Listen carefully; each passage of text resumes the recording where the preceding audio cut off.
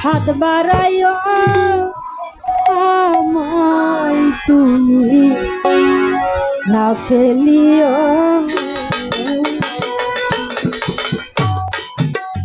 পাপিও বলে দয়া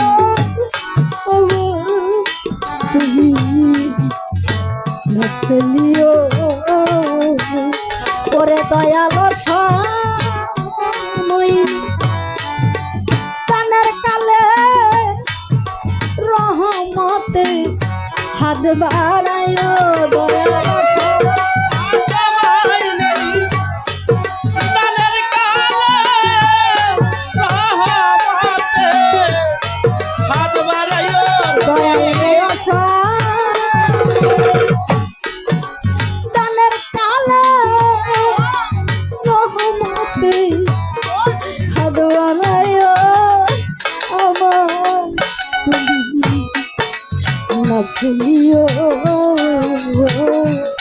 সুশীল চাঁদরে পাপিও বলে বাসা আমায় তুমি না ফেলিও পাপিও বলে দয়া আমায় তুমি না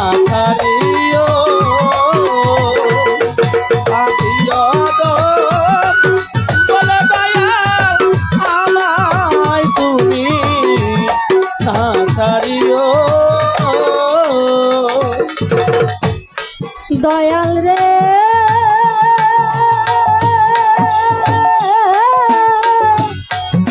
সুশীল চাহনাবা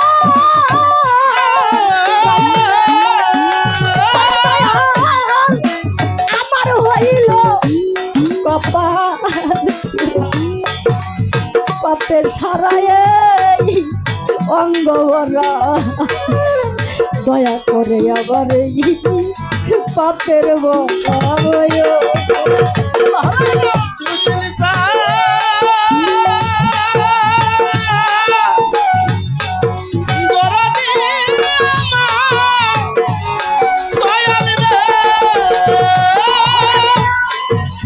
আমার হইল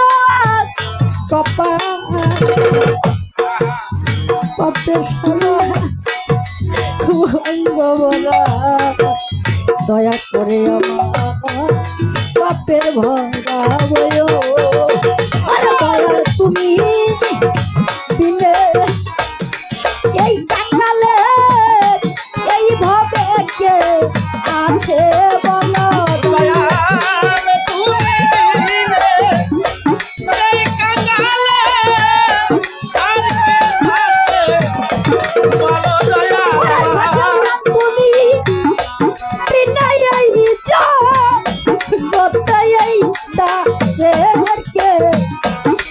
আছে বলো আমার তুমি না ফেলিও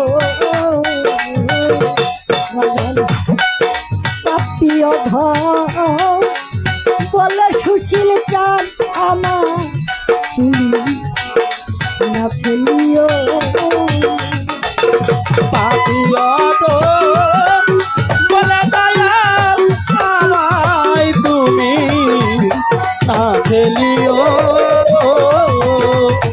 পাপিও বলে সুশীল চাঁদ আমায় তুমি না ফেলিও দয়াল রে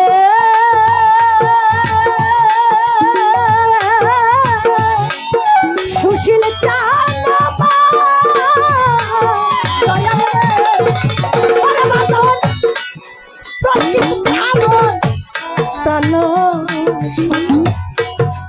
ওই পার ঘাটায় আমার দিও দেখা তুমি দিলে আবার কে বা করাইব দয়াল রে দয়াল রে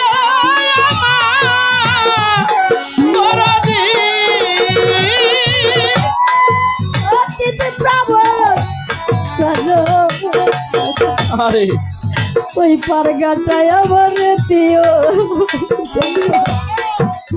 তুমি তো আমারে কেবা চড়াইব দয়াল রে ওই কুয়ার দয়া ওই ছায়া নৌকা যাইতা সেরে চড়াইও দয়াল কুয়ার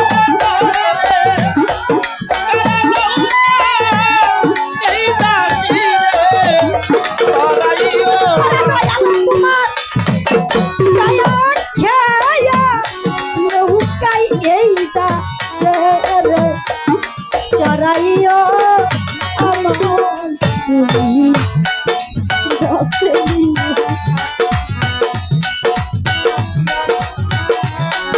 বলে দয়া আমায় তুমি না ফেলিও পাপিয়া তো বলে সুশীলতা আমায় তুমি না ফেলিও পাপিয়া তো বলে সুশীলতা আমায় তুমি না ফেলিও ছিল জানো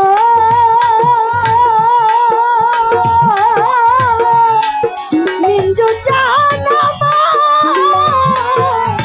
জানো আমার হইল এই পাপা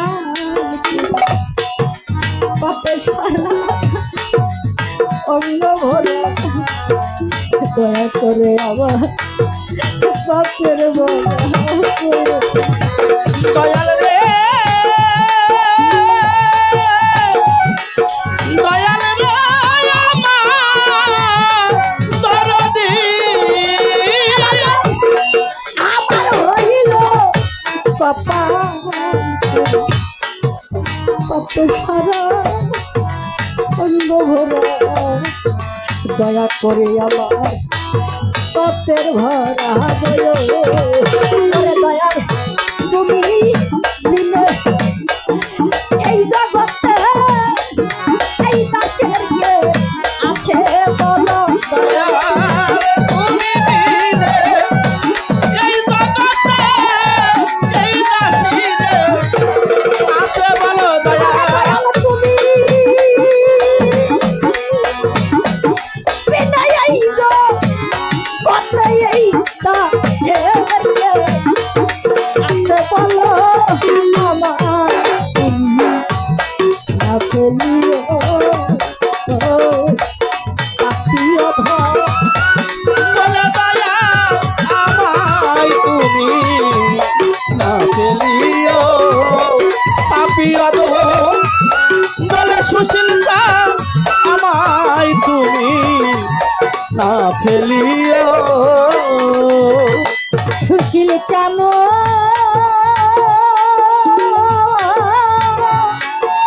দয়াল রে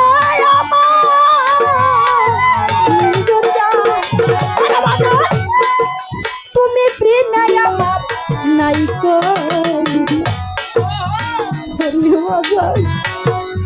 তোমার পায় জমরা যাই রিবে যেটি পাশেতে দাঁড়াইও সুশীলতা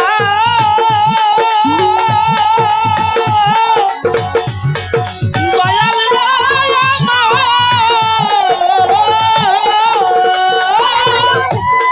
তুমি বিনয় আমার নাই আরে ধরি দয়া তোমারি পায় জমরা যাই রিবে যদি পাশেতে দাঁড়াইও ওরে সরকার আলো নাচ কান্দে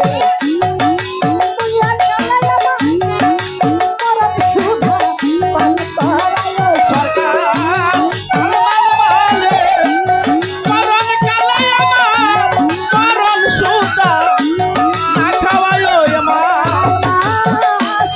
আরে আমায়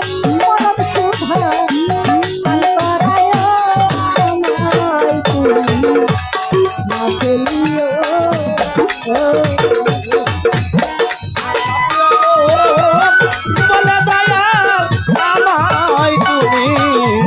না ফেলিও ভাবিয়া দো বলে সুশীলতাম আমায় তুমি না ফেলিও। বাবা ভালোবাসতে পারলাম না তোমারে ওই রজকিনীর মতো, তাই তো আমার কপাল পুইরা অন্তর পুইরা হইল কত কত। ভালোবাসতে পারলাম রে সুশীলতা তোমারে ওই রজকিনীর মতো,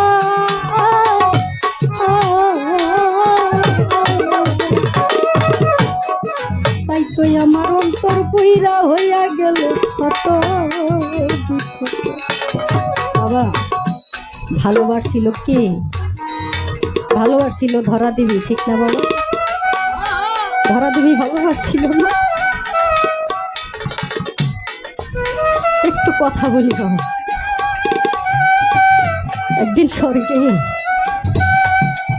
নারদ বলতেছে, শ্রীকৃষ্ণকে বলতেছে, প্রভু তোমার একটা কথা জিজ্ঞাই। বলে কি বল? বলো এই পৃথিবীতে তোমারে গরিব লোক বেশি ভালোবাসে না ধনী লোক?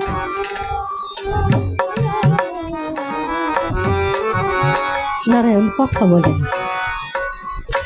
আবার নারায়ণকে জিজ্ঞাসা করেছে, প্রভু ওই ধরাধামে তোমাকে ধনী ব্যক্তি বেশি ভালোবাসে না গরিব ব্যক্তি বেশি ভালোবাসে? নারায়ণ বলে, নারদে আমারে কে বেশি ভালোবাসে তুই দেখতে চাস?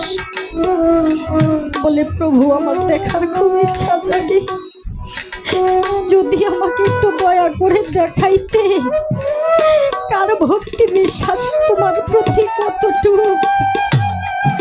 যার ভক্তি বিশ্বাস আমার চেয়ে বেশি আছে আমি ওর কাছ থেকে শিখে নিতাম। এ কথা শুনে নারায়ণ বলে, তাহলে চলো আমরা ওই পৃথিবীতে চলে যাই। এ পৃথিবীতে চলে আসলো। প্রভুর খেলা কেউ বুঝে কেউ বুঝে না। নারায়ণ নারদকে নিয়ে হাঁটতে হাঁটতে হাঁটতে হাঁটতে ক্লান্ত হয়ে যাচ্ছে। নারদ বলে, প্রভু আমি আর হাঁটতে পারতেছি না। তুমি যে হাঁটতে আছো হাঁটতে আছো হাঁটতে আছো, তুমি কোথাও বিশ্রাম নিতেছ না প্রভু। আবার আর কোলাচ্ছে না, আমার আর সহ্য হয় না, আমি আর হাঁটতে পারতেছি না। আমার খুব পানি পিপাসা লেগেছে, আমি যদি একটু জল খাইতে পারতাম, কিছু খাবার খাইতে পারতাম, তাহলে মনে হয় আমি আবার একটু হাঁটতে পারতাম। নারায়ণ বলে, সামনে একটা কুড়ে ঘর, বড় একটা বাড়ি দেখা যায়, চলো আমরা ওই বাড়িতে চলে যাই। ও বাড়িতে গিয়ে দেখি তোমাকে কিছু সেবা দিয়ে। ওখানে গিয়েও একটা পরীক্ষা আমাদের আছে, অনেক বড় একটা বাড়ি। বাড়িতে গিয়ে আস্তে আস্তে ডাকছে, নারায়ণ ডাকে, বাড়িতে কি কেউ আছো? শুনে না, আবার ডাক দিয়েছে, বাড়িতে কি কেউ আছো? শুনে না, আবার যখন ডাক দিয়েছে, বাড়িতে কি কেউ আছো? আমরা দুজন অতিথি এসেছি, আমরা খুব ক্ষুধার্ত, আমাদেরকে কিছু সেবা দিবে? এই কথাটা যখন বলল, ঘর থেকে শব্দ আসে, একজন মেয়ে মানুষ চিল্লান দিয়ে বলতেছি, কে এসেছো? আমরা কারো সেবা দিতে পারবো না, আমরা এখন আমাদের টাকা গুনা নিয়ে ব্যস্ত আছি, কাউকে সেবা দেওয়ার সময় আমাদের নাই। নারায়ণ বলে, আরে হতভাগা, তোর ঘরের সবাই কে আসছিল তুই দেখলি না? তোর ঘরের সামনে যে অতিথি রূপে নারায়ণ আসছিল, তার দর্শন তুই পেলি। আমি নারায়ণ তাকিয়ে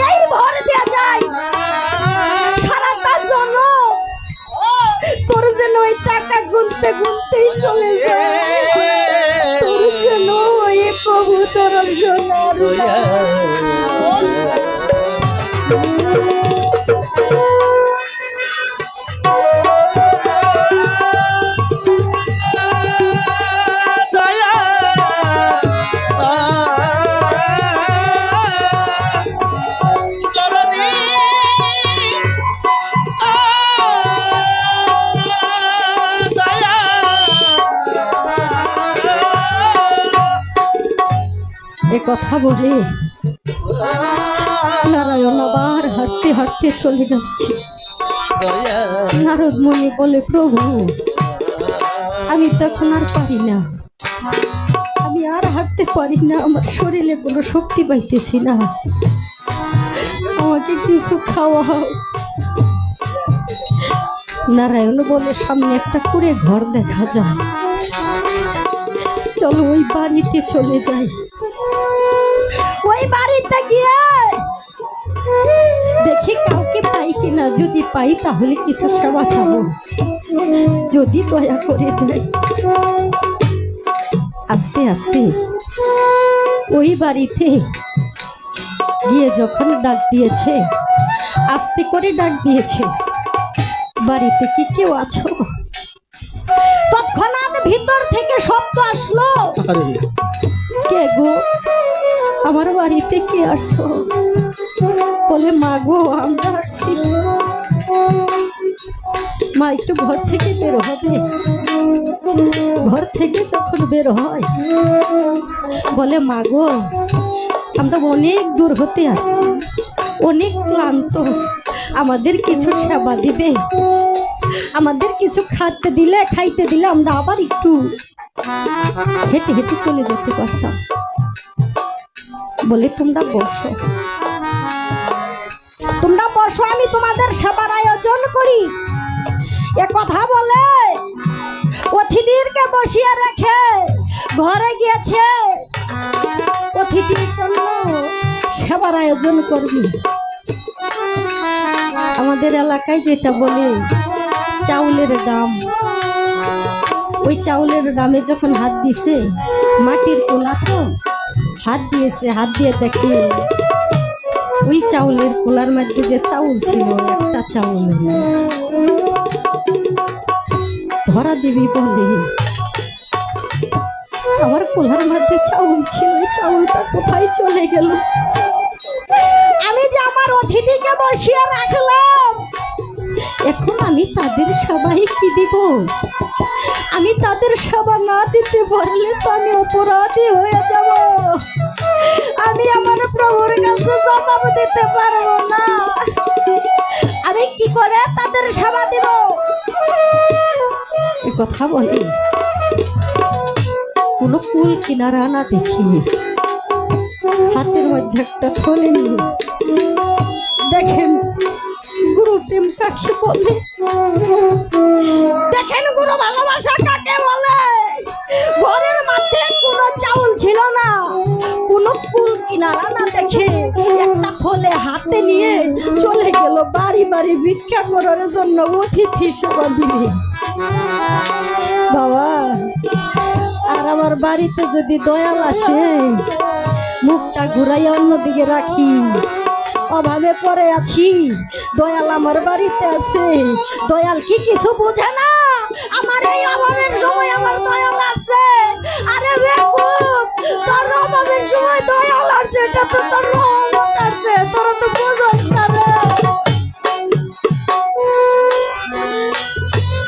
অনেক অভাবের সময় যদি কারো ঘরে কখনো দয়াল যায়, কারো মুর্শিদ যায়, কোনোদিন রাগ করবেন না, মনে করবেন আমার দয়াল আমার জন্য কিছু না কিছু অবশ্যই নিয়ে এসেছে।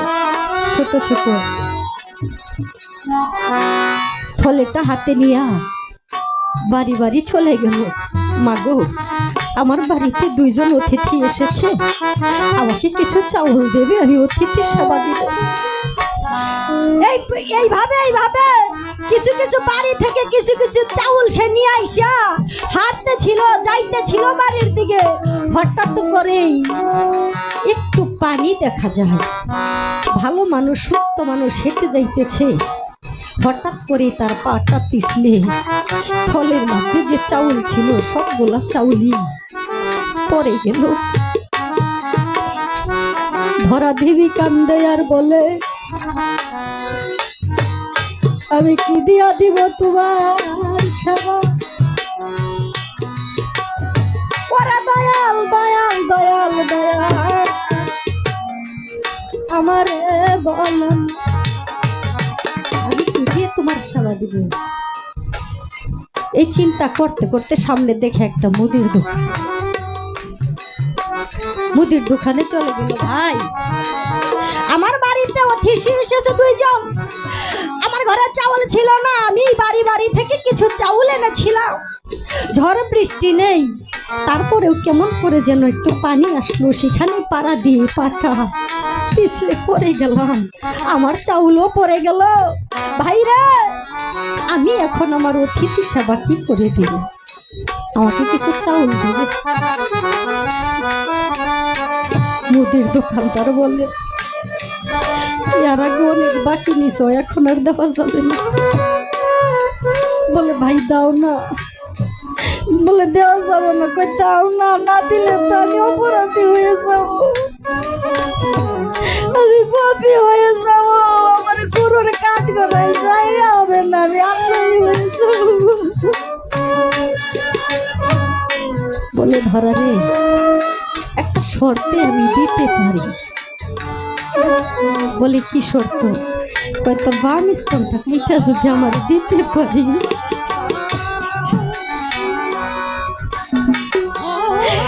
তাহলে আমি তোরে দিব, তার আগে দিব।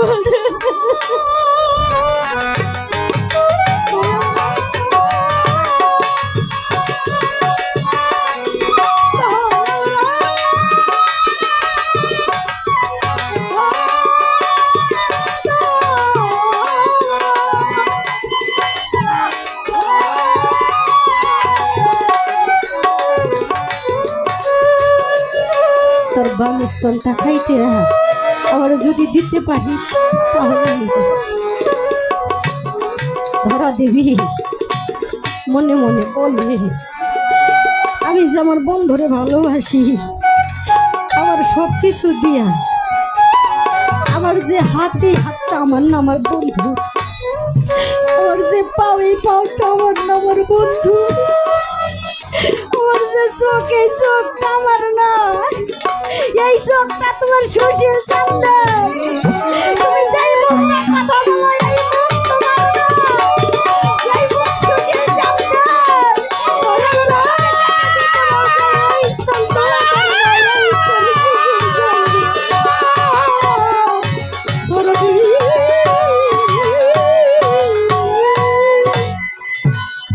তাই কাদের বলি, যার সেবার দন তারেই দিব, তার সেবার তারেই দিব, যার সেবার দন তারেই দিব, তার সেবার তারেই দিব। সুশীল চাঁদ আমার বলতে আছে বাকি, যার সেবার ধন তারেই দিব।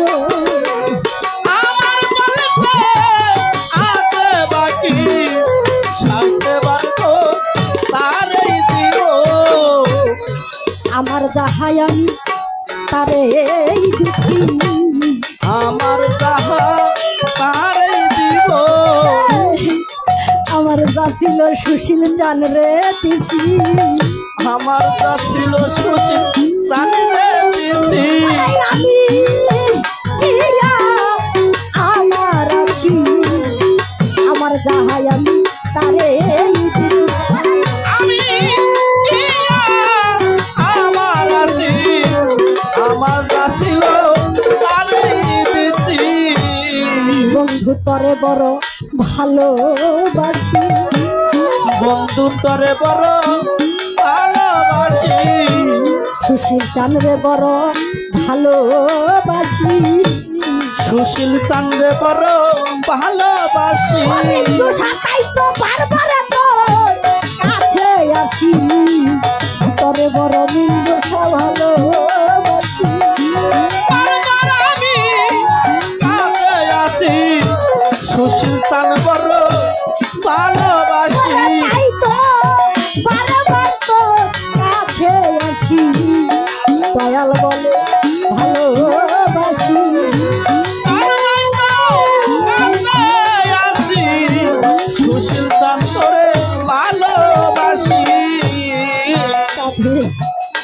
ভাই আমার একটা ছুরি দাও। ছুরিটা যখন দিছে বাম স্তনটা তার হাতে কেটে দিয়ে বলে, ভাই তোমার চাওয়াটা পূরণ হয়েছে, এবার আমার চাওয়াটা পূরণ করো। এখন আমাকে দাও। তুমি আমাকে চাউল দিলে আমি বাড়িতে নিয়ে গিয়ে রান্না করে আমি আমার অতিথির সবাই দেব। ভাই রে, এমনি দেরি হয়ে গেছে, আমাকে আর দেরি করিও না, তাহলে আমি আমার প্রভুর দরবারে অপরাধী হয়ে যাব। চাউলটা বাড়িতে নিয়ে গিয়ে রান্না করে সবাই যখন দিয়েছে, নারায়ণ বলে, ধরারে আমি তোর সেবা নিব। বল প্রভু আমার কাছে, বল প্রভু আমার কাছে, বল সুশীল চানা জামার কাছে, বল সুশীল আমার কাছে, দরবারে আমার কি বা ভুল হয়েছে, বল তুমি এই দাসের কাছে। দরবারে আমার কি ভুল হয়েছে, বল সুশীল আমার কাছে। বলে, ধরারে তুই তো হায়েস প্রাপ্ত, তোর হাতের সেবা নেওয়া যাবে না। বলে, প্রভু আমি হায়েস প্রাপ্ত না। বলে, তুই যদি হায়েস প্রাপ্ত না হয়ে থাকিস, তোর শরীর থেকে টকবক টকবক করে রক্ত, এটা কোথায় থেকে আসে তোর বলতে হবে। বলে, প্রভু গো, তুমি যখন আমার বাড়িতে এসেছিলে আমার কোলা ভর্তি চাউল ছিল, সেই চাউলটা ছিল না। প্রভু গো, আমি তারপর বাড়ি বাড়ি থেকে কিছু চাউল আনলাম। সেই চাউলগুলা হঠাৎ করে ঝড় ছিল না, বৃষ্টি ছিল না, পাট পিছলে পড়ে গেল। এমন সময় আগে মুদির দোকানদারের কাছে গিয়েছিলাম। সেই মুদির দোকানদারের কাছে গিয়ে যখন বললাম, ভাইরে আমাকে কিছু চাউল দিবে, মুদির দোকানদার আমাকে বাকি দিল না, বিনিময় আমার কাছে আমার বাম স্তনটা সে চাইল। আমি তো তোমাদের কথা দিচ্ছি, আমি আর কি করতে পারি? আমার বাম স্তনটা কেটে আমি তারে দিয়া আমি তোমাদের সেবার আয়োজন করেছি। নারায়ণ বলে, ধরারে আমি নারায়ণ এসেছিলাম এই ভক্ত কুলকে পরীক্ষা করার জন্য। আমার পরীক্ষায় কেউ টিকলো না। অনেক বাড়িতে গিয়েছি, অনেক টাকা, অনেক পয়সা, অনেক খাবার দাবার, তারপরেও আমারে দেয় নাই। আমি তোর বাড়িতে এসেছিলাম। ধরারে তুই জানিস, বাড়ি বাড়ি থেকে ভিক্ষা করে আসার সময় ঝড় ছিল না, বৃষ্টি ছিল না, তাও তুই পা হুসুট খেয়ে পড়ে গেছিলিস। কেন জানিস? আমি তোকে ফেলে দিয়েছিলাম পিছনে থেকে ধাক্কা দিয়ে। আর যে মুদির দোকানদারের কাছে তুই গিয়েছিলি তোর স্তনে জমা দিয়ে যে চাউল তুই এনেছিস, ধরারে ওই মুদির দোকানে কেউ ছিল না, ওই মুদির দোকানদার নিজেই ছিল। ধরা সত্য ত্রেতা ধরে এসে আমি তোর সন্তান কৃষ্ণ হব। সেদিন তুই আমার মা যশোদা হয়ে আমারে কোলে নিয়ে যখন ওই স্তন খাওয়াতে যাবা, আমি তোমার ওই বাম পাশের স্তনের দুধ পান করে সেদিন আমি তোমার ঋণ শোধ করে দিব। তাই ধরা বলেছিল, প্রভু রে এই মানব কুলে জন্ম দিয়া আমাকে কেন এত পরীক্ষায় তুমি ফেলেছো?